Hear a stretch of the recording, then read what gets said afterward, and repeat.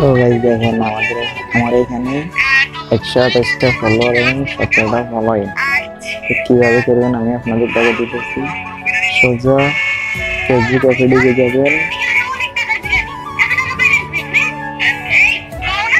ফেসবুকে ঢুকার পরে দেখেন এখানে 118টা ফ্রেন্ড। কিভাবে করবেন আমি দেখা দিতেছি।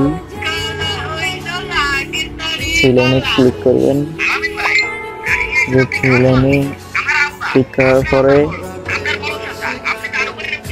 এখানে নিচে স্ক্রল ডাউন করবেন, এখানে টার্ন অন প্রফেশনাল মোড বলে একটা লেখা আছে, এখানে ক্লিক করবেন।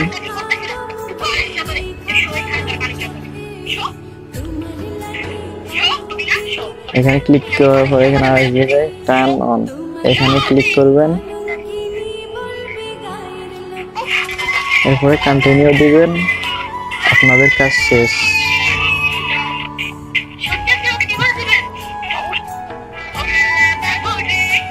এরপরে প্রোফাইলে ঢুকবেন, প্রোফাইলে ঢুকে একটু স্ক্রল ডাউন করবেন, এরপর আপনাদের কাজ শেষ।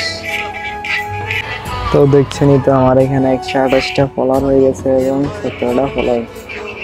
এভাবে সিম্পলি করে ফেলবেন, হয়ে গেছে আপনাদের কাজ শেষ।